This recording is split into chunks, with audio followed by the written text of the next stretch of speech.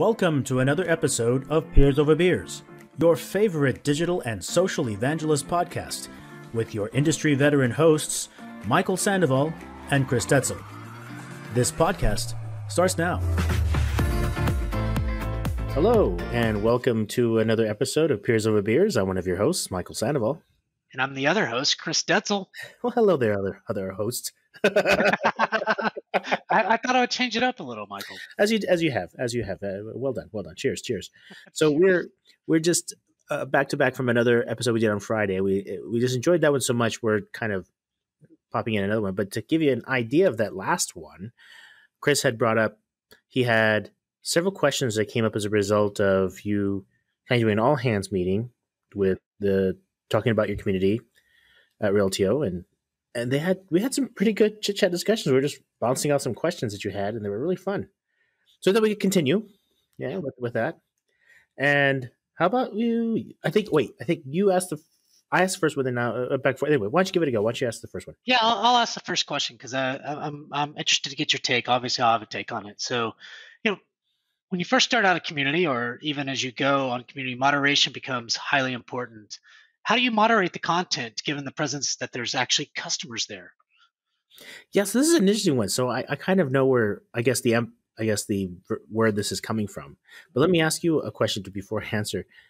Do you feel they were concerned because customers were asking questions that may be a bit too revealing too much of their own company, like they wouldn't say something because their other competitors are online? Or is it more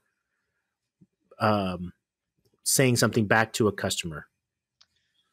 I think that there's a few things in there. So one, it could be that, hey, we're scared that somebody might say something badly about the brand. So what do you do on that? Two is, what if, and I'm getting into some other questions, but it really does relate to this, is, what if the answer is wrong or not completely right, and how do we look at that? And it could be maybe what you said, but I think those two are kind of the biggest reasons somebody would ask that. Yeah, no, it's a really good question. And the reason I'm asking is to understand where the energy was coming from. Usually in these kind of B2B situations, I've seen the question arise because of two reasons. One is ideas. And when customers express a problem or express a fix to something that we've found, that's IP, right? So generally someone gets concerned that someone's going to be discussing someone's IP, whether it's the company's IP or the customer's IP. And so the way I tend to respond to those is like, well, first, if they express it physically on the community, that's now, we generally say, because of the user license, you've given us the right to use it. And it'll be very hard to protect if everyone starts to read it, right? So, yeah, in a sense, it's kind of buyer beware, or be careful what you put on there. If it is, what's it called? If it's a branding element for us or for the company itself, this is where I talk about this idea of self-moderation. We may have one person that'll say something bad, but it's going to be countered with other individuals who are going to defend and say.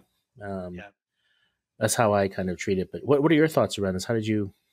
Yeah, you give a very more of a corporate response. Mine is more how I answer. But I would say like this. One, I'm going to answer the question about moderation, how we moderate, and those kinds of things. So one is, whenever I set up new communities at first, and I might keep this on for at least a year, maybe longer, anybody's first post is moderated.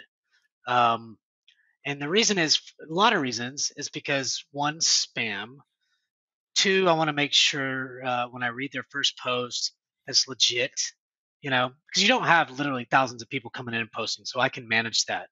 I go in every day or 10 times a day, whatever it is, to see who's posted, who hasn't, and then accept that post. That really does help. And so I'll do that to manage the moderation piece. Two is, if somebody says something bad about your community, and let's define bad. So bad could be like, I'm having a problem with this product, and it's yeah, whatever, it sucks or something like that, right? So, I tell people is how you respond to that question is the important thing. Not deleting it, not moderating it, but responding to that. I do like how you mentioned, hey, maybe others will chime in and things like that. But um, I try not as best as possible to delete anything, but I'm not saying that there's not reasons to delete certain things, but that should be a rare case. Does that make sense? It Um, does. I was going to say that's, and I'm wondering if that is where the question came in. Like, yeah. if somebody says something bad about our product, can we delete that comment? I'm surprised they didn't say it, but I'm sure that's where it comes from. I think that does come in later on one of the other questions we probably won't go over, but so that is a question that has been asked. And my answer to that is we will not necessarily delete it. Is actually my hope that we don't delete it.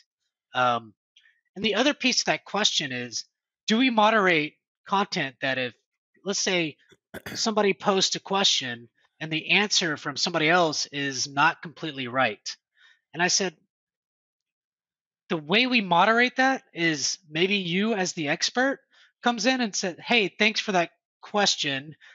At so and so mentioned blah blah blah blah, but I think you actually need to do these things, because really what you're trying to encourage is engagement, encourage people to do things. The last thing you want to do, especially on a first post or first answer, is say you're wrong, oh my god, and then delete it and then reprimand that person and Fire, stuff like fire.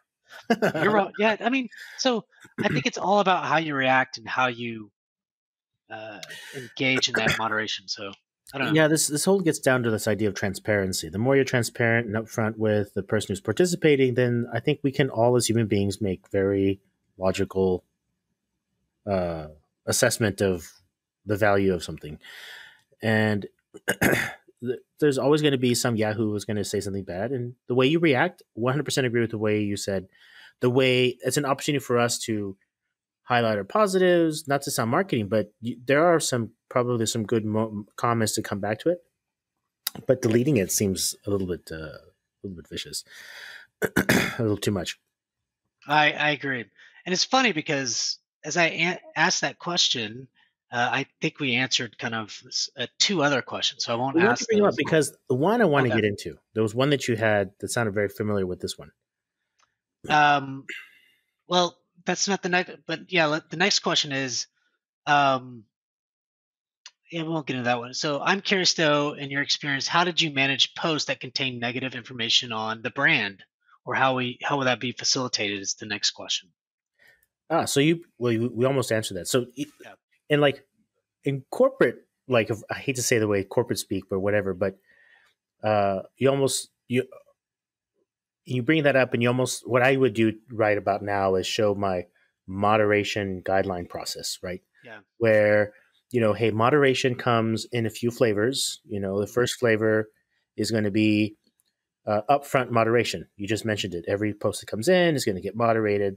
The guidelines for moderation are around this is like bad or mischievous or ugly, bad words. Those things are going to immediately Yeah. get out there.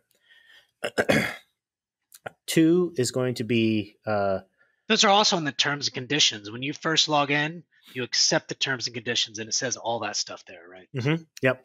And as part of that automation process, there's also a way for individual users to say, hey, there's something wrong with this post, and that can get re-moderated back into the system. Uh, the second one is going to be around expert moderation, right? Which is this idea that an expert who is in there, they're reading through the comments and they can respond in kind to that. And then last is going to be community moderated, which is someone is in the community and a member has responded in some way. And then as you grow your community, then you can expand your moderation to not only just individuals, but to other members. There are some communities that allow members that are not affiliated with the company at all to help moderate because the discussion gets going. It's pretty deep. I've really seen that in B2B so much because we don't tend to have things that are incredibly so exciting that we have to have a Yes, separate it's not a moderator. political Yeah, kind of exactly. It's thing, not or politics or anything like that. yeah. But When going you through think of master situations, data management, I mean, what political thing can you get yeah, into? how heated a discussion is that going to get? Or who's going to troll your account? But having those like kind of very defined kind of, we'll call it funneling of something can help mitigate. Then there's always the catch-all. There will be some in which one of us will have to get involved. Those are rare occasions. These processes usually help out. Yeah, I don't really have another good answer for that. I mean, you did really well. So a mistake I did make whenever, and I know people like to hear about mistakes, and not to, but I had kind of this community at Imperva, and after you start getting lots of good content on there, it takes probably a year. Uh, you start getting bots that start attacking your, Oh say, yeah, yeah, yeah. attacking, creating logins and all that stuff, and I caps. So I started getting a ton of that, and because it was not um, it was an open community, so anybody could create a login and Yeah. put a profile out there. Not every first post was moderated, but what I didn't know or think about was, yes, you can moderate that, and you could put captcha on there. And my first mistake is I didn't have captcha on the registration, which Okay, yeah.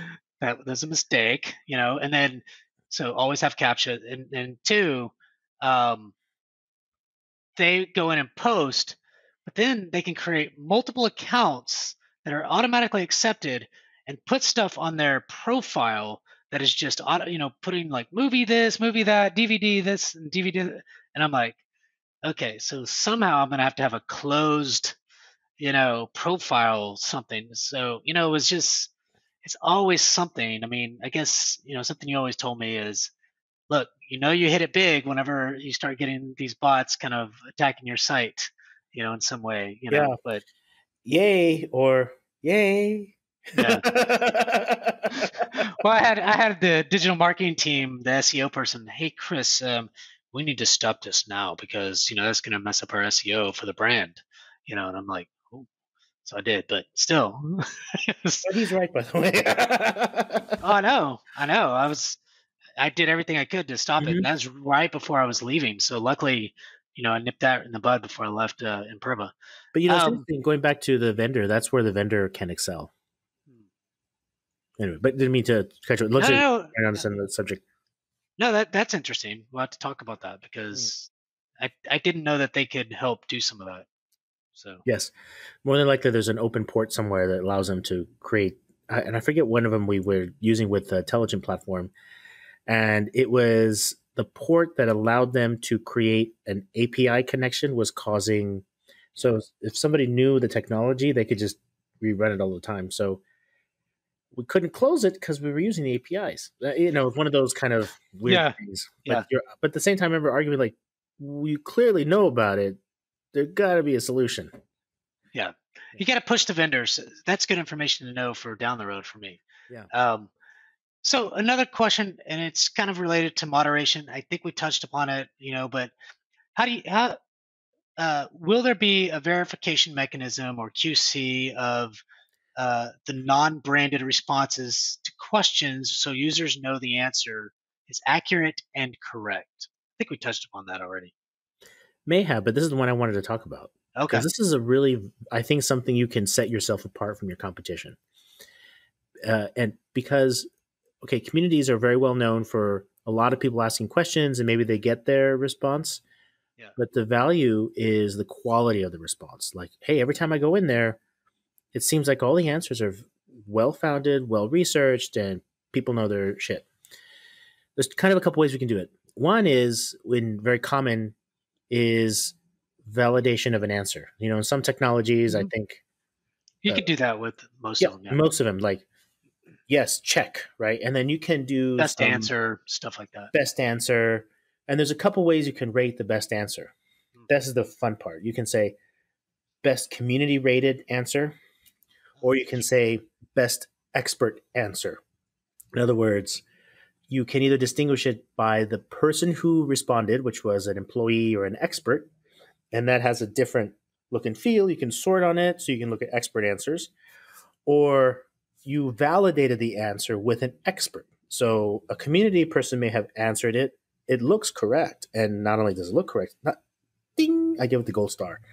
Hmm. That would be a valuable asset, because then you can say something like, because everybody likes to tout their number of posts and numbers of answers available on their product. I've seen one, I think it was on, gosh, I want to say it was one of the CAD Yeah. companies. It says, 500,000 questions, 500,000 answers, or something like that. Some crazy number like that. Like Autodesk or something, or I think it was Autodesk. Yeah, yeah. yeah. And that's valuable. Like, hey, that's a lot of IP. What if you could add you know, the seal of approval type of thing, marketing, you know, Yeah. 50,000 questions, 90% expert answered, or something like that. That'd be kind of fun. You're taking me back to Excel, and I mean, I remember you talking about this stuff on, you know, ratings and reviews and stuff like that. Oh, So yeah, yeah. It's a great, yeah. Oh, didn't even think about it. Yeah, you're absolutely right. This idea of being able to brand the value and the quality of your answer. Without that, we all know just the simple getting somebody to validate the answer with the green or something is how that's going to work. That's really is going to work. Um, I I think that an individual community member would know that the help they're getting there is everyone, not from the expert. Otherwise, you'd have called 1-800, Realty yeah, Helps or whatever. LTO, but yeah. Yeah, Realty. I always keep mispronouncing it, but yeah. I mean, your thoughts? How did you answer? What was your? Yeah, I think I really like that. I didn't dive into that piece, which I think that best answer is really a good tactic to drive from an engagement standpoint. And more so now that I just had this conversation, I knew it was always important, but thinking about how important the expert answer, that the just if whatever you have in the platform, use it for the best of your ability. So I think that that's a really good answer you had, Mike. Cool. What I would say is, It's Michael. yeah, no, I said Mike. Cool. Yeah, you got me on that one. Um, so I just said, look, how we answer the question is important. It's like if somebody comes in there and they gives, let's just say, partly of a wrong answer, or maybe it's completely wrong. Depending on, hey, if it's completely wrong, then we need to make sure that we let them know, and then we could possibly kind of get rid of that, or ask that customer or whoever answered it wrongly to take it off. So that's probably a reason why to take something like that off. But two is if it's partly right, and maybe they've actually done a workaround or whatever to make something happen and work, then how we address that answer and the question is basically being kind to both people, right? So, hey, so and so, here's what I would do if I were you.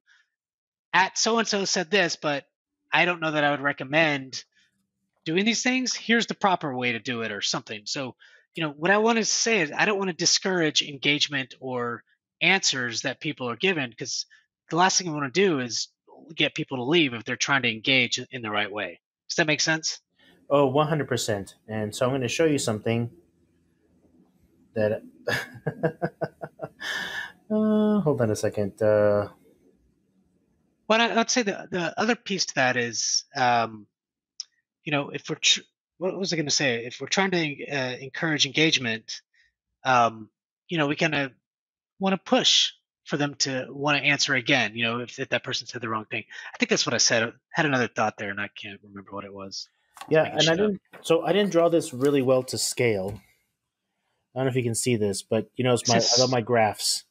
so. It So says okay. yeah, Yep. I'm going to show you right now. So like, if I had a graph where this was your tolerance of time it takes to solve an answer Mm, and the quality of the answer, Google sits right here. In other words, you may spend some time that you think is appropriate to find the answer. It may lead you to the community where you spend a little bit more time finding the answer.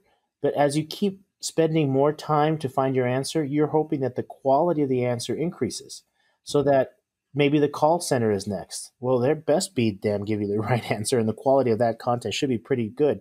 to the point where you're actually talking to support engineers, Yeah. your time with them is going to be, uh, we'll just say that you expect that the quality is incredibly high Yeah. and that the time of response is going to be relatively quick because you're pretty much talking to one person about your problem. So If you're doing it over the phone, now this could be through a Zendesk ticket yeah, system or whatever, we right? can all kind of, but putting into this graph about the tolerance you're willing to give versus the Mm. quality helps to show where you fit. And now they'll say, well, that's great, Mike. And then I'll say, guess what? Without community, you would have missed this early adopter stage. Ah, I like Without that, man. this, you've just made people upset because they didn't travel with you in the tolerance curve. So you just jumped them from, I'm really upset now. You better answer my damn question. So this really helps in brand. This helps you in perception. And yes, you can give a little bit up in quality, but there's an avenue in this tolerance scale. Anyway, I can stop doing show and tell. I like it. I like that a lot because this will go on YouTube at some point on the video. And I was pointing to like a screen that no one has anything I was talking about, but hopefully that Well, unless they watch the YouTube video. So, okay, good. so the last one's on YouTube already and posted. Oh, So amazing! You didn't even give me a chance. You didn't even pop. You just and I was so excited, and our to be a little upfront is our numbers have been going way up lately, and people have been listening in, and so I'm just trying to get people engaged as much as possible. mm. So we have time for at least one more One more. Yeah, question, go for it. maybe two at the most. But this was an interesting. I think we should cover maybe the metric piece next Okay, time, yeah, okay, yeah, yeah, yeah, yeah, yeah. That's or a lot. even the engagement piece. So there's two questions that maybe we'll just look at two questions, metrics and engagement, on the next, if you want to do that Friday. But Mm. um, let's think about this one, and maybe this is too long. I don't know yet, but how have you been able to get customers involved in go-to-market activities such as webinars, news releases, analyst testimonies, and media interviews? What's the plan to do that um, with the online community? That's a. I feel that was a loaded question for you. It was a very marketing type Yeah, question. the loaded question part was all these other things that we normally do, which is webinars, news releases, analyst testimonials. Where does it fit into this, circle? That's what he was asking. Asking for a friend. That's what it felt like. And I just said that's your job, not mine. Anyways, I Moving didn't say on. that. That sounds like your entire job. What Well, that's is what it is. In fact, it comes from a place of fear. Like, how do I control the message with all these things going on when I have this, community? the way I answered this, Michael, and maybe this kind of helps a little bit is um, look, the goal of community for us is going to be a self-help uh, self-help and getting customers answers quickly to their questions, and then from there we will have programs such as webinar programs that include a deep dive into the community. We'll have our own experts give those, have customers come in to engage with those experts and each other when possible. AMAs, ask me anythings, that are live webinars that customers come as they are, ask any question about a specific area. um, and then over time what that leads to is, and as you reward, recognize, and those kinds of things, build that program, customers will want to do webinars, or maybe they'll even want to give you a rating and review, or maybe they'll want to give a testimonial, and those kinds of things. I was like, you have to build that program. So to me, I said, so that's one. That's what community is going to do, and B, there are programs also that you can build to say, hey, these customers are really engaged. Let's build a program that allows them to become, I don't know, MVPs or super users. But this is how you become a super user, by maybe giving us a rating review and these things. And these are the rewards you get to talk to product managers, once a month, and be on their own webinars and that kind of stuff. And so I was like, but I'm not doing that today. I'm not building those programs today because I said I'm the only person in community. So what I'm going to build is content, engagement, and the community. I mean, like so that's pretty much how I answered it, and I was very direct when I said it. Does that make sense? It does. And I would say something very similar. I look at it as the first and foremost thing that what support is doing for the brand is the support pillar. So when you're going to market to sell a product, apart from other features that is valuable in the B2B market, one is on support. And this is a great story to tell about support. Creating a very kind of class A community may be so valuable that the reason somebody picks your product was not the features, but the fact that you have a robust support. And that's part of your brand value, right? That's great. That's the way I would market it to consumers. The other half about this, if you get that to work, and that's the number one goal, then you have the opportunity to leverage it to find, say, um, people who would be your first on your alpha program, folks who would talk about it, or you give an early release so they can talk about it on the community. You can get direct customer testimonials from those who are the most active on the platform. There are ways for you to help by creating a best in class support can lend itself to creating rabid users that people just want to talk about your product naturally. Yeah. And there's really good data that you will probably consider, if not buy, a product that was recommended by a colleague than that from a salesperson, right? Hmm. And Yeah. if you Well, are that's true. already good in your product and you just get that extra lift, your propensity of purchase goes up. So that's how I kind of would wrap it Yeah, all up I like into that. I like that a lot. yeah. I would say it's funny because I talked to that same person, um, and he was telling me the way that so a big thing now that Gartner does. So when you look at brands like ours, every vendor is big into Gartner or Forrester and what they say about us. Um, and so like Gartner, because of the pandemic that went on, they Yeah. decided instead of doing the user or the way they kind of rate or they review kind of weight products and stuff or vendors like us, they just looked at ratings and reviews. They have a ratings and reviews back end that you can go and people can go and rate and review their products. So they said, okay, Realty has X number of ratings and reviews, and you've got a 4 point whatever, and so that's how we're going to establish you by the market. You're either like really good, not really good, or I don't know, however they do it. Uh, Yeah, I'm curious how they collect the data, but I understand the thought process around it. Customer, well, the way they collect it is your customer comes to the site, to Gartner's site, and does a peer review or a review, and that review has, and sometimes they're rewarded for it, sometimes they're not, and they review it, um, and then that's posted in on Gartner's reviews. So Yeah, customers now can go in there and look at it, you know. So if I was, that sounds almost as mastermindfully that I would have done something like that equally. exactly. Well, you. How can we get all these leads from other companies that use these products, but yet at the same time talk about it Mhm. on our site? Oh my God, that's brilliant.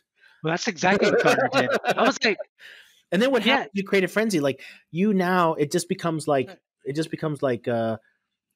Yelp.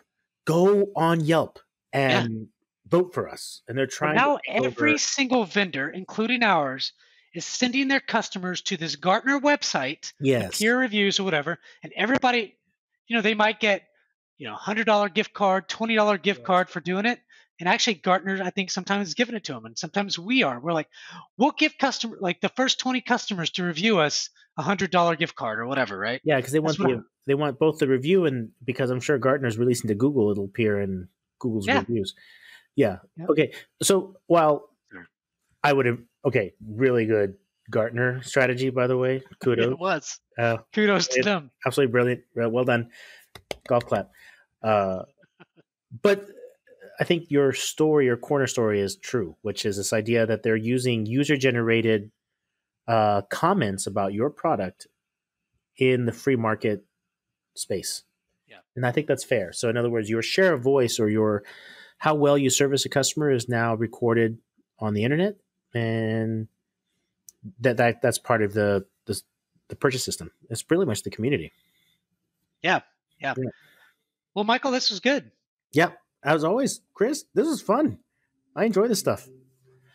No, I do too, man. It's real life stuff that's being asked, and I've been asked several times, not just from this company, but from a past company and a company before that, right? So Yep. um, I think this was good. Well, Michael, thanks so much. Well, thank you, Chris, as always. And we'll get a chance to chit chat with some more questions next time. And for that, I'm one of your hosts, Michael Sandoval. And I'm Chris Detzel. All right, Chris, talk to you later. All right.